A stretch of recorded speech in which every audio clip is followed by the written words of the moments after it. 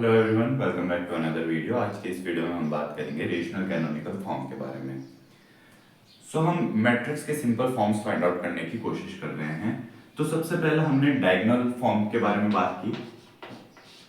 Diagonal form के अंदर problem ये है हमारे पास कि every matrix is not diagonalisable. जरूरी नहीं है कि आप हर मैट्रिक्स को डायगोनलाइज कर सकें।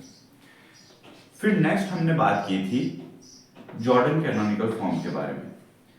जॉर्डन कैनोनिकल फॉर्म जो होता है,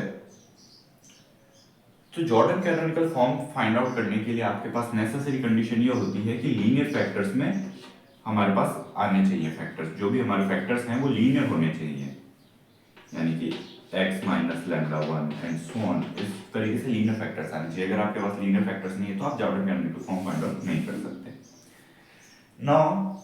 इसलिए अब हम बात करेंगे रेशनल कैनोनिकल फॉर्म के बारे में। रेशनल कैनोनिकल फॉर्म आप तब भी फाइंड आउट कर सकते हैं जब आपके पास लीनियर फैक्टर्स ना हो। तो आइए देखते हैं।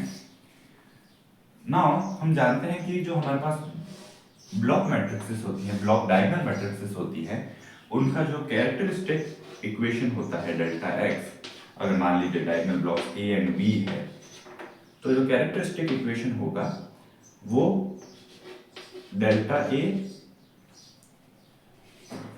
इंटू डेल्टा बी होगा। यानी जो भी ब्लॉक्स है डायगोनल ब्लॉक्स, उनके कैरेक्टरिस्टिक इक्वेशन के प्रोडक्ट के इक्वल होगा। एंड जो हमारे पास मिनिमल इक्वेशन होगा वो LCM of A comma B के इक्वल होगा। ए कॉमा बी के जो भी फैक्टर्स हैं, ये कोई नोटेशन नहीं है, मैंने बस एक्सप्लेनेशन के लिए लिखा है। ए कॉमा बी के अंदर जो भी फैक्टर्स होंगे उनके एलसीएम के इक्वल हमारा मिनिमल इक्वेशन मिलेगा।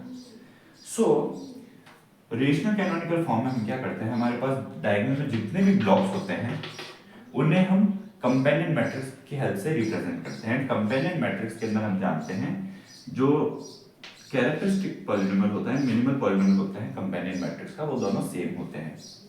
तो आइए एक एग्जांपल की हेल्प से समझते हैं। मान लीजिए फॉर एग्जांपल अगर हमारे पास कुछ इस तरीके से है, delta x is equals to x square plus 1 x plus 1 and x plus 1 एक और बार है मान लीजिए, so x plus 1 whole square से लिख सकते हैं। एंड जो आपके पास मिनिमल पॉलिनोमियल है, मान लीजिए वो कुछ इस तरीके से गिवन है, x square plus 1 x plus 1। Minimal polynomial की इधर दो ही पॉसिबिलिटीज है। पहली बात, ये फैक्टर तो इंक्लूड होना ही चाहिए। इस फैक्टर को आप रेशनल नंबर्स में, रियल नंबर्स के अंदर इसे आप लीनियर फैक्टर्स में ब्रेक नहीं कर सकते, बिकॉज इसके लीनियर जो फैक्टर्स होंगे वो x plus iota and x minus iota होंगे। तो कॉम्प्लेक्स नंबर्स में ब्रेक कर सकते हैं, रियल नंबर्स में नहीं। मिनिमल पॉलिनोमियल की दो ही पॉसिबिलिटीज हैं, या तो x square plus 1 into x plus 1 या फिर x square plus 1 into x plus 1 whole square. दोनों ही पॉसिबिलिटीज के लिए हम rational canonical form find out करेंगे। पहली जो पॉसिबिलिटी की अगर हम बात करें तो यहां पर हमारे पास जो डायगोनल ब्लॉक है उसके अंदर एक्स स्क्वायर प्लस 1 फैक्टर तो आना ही चाहिए। दूसरी बात, मिनिमल पॉलिनोमियल अगर x प्लस 1 है तो आप जो डायगोनल ब्लॉक बना रहे हैं रेशनल कैनोनिकल फॉर्म में कंपेनियन मैट्रिक्स की हेल्प से, उसके अंदर x प्लस 1 की पावर स्क्वायर नहीं कंसिडर की जा सकती, क्योंकि अगर पावर स्क्वायर होगी तो एलसीएम जो होगा वो ज्यादा आ जाएगा, तो हाईएस्ट पावर यही पॉसिबल है। ऑलराइट, इन अदर वर्ड्स हमारे पास, हम कहते हैं कि हमारे पास इनवेरिएंट फैक्टर्स क्या हैं। तो हमारे पास पहला तो इनवेरिएंट फैक्टर है x square plus 1 x plus 1 and दूसरा इनवेरिएंट फैक्टर है, अब बचे कितने फैक्टर्स, एक्स स्क्वायर प्लस 1 हमारा कंसीडर किया जा चुका है, बिकॉज हम जानते हैं डायगोनल ब्लॉक्स के प्रोडक्ट के इक्वल होगा टोटल कैरेक्टरिस्टिक इक्वेशन। तो अगर ये कंसीडर कर चुके हैं तो ये तीन फैक्टर्स तो इसमें से हमें मिल जाएंगे एक ब्लॉक में। सेकंड ब्लॉक में हमें किसकी रिक्वायरमेंट है, x प्लस 1 की, सो x प्लस 1 से लिख सकते हैं। Now x square plus 1 into x plus 1 जब हम करेंगे तो हमें मिलेगा x cube plus 2x square plus 1। 2x² plus x plus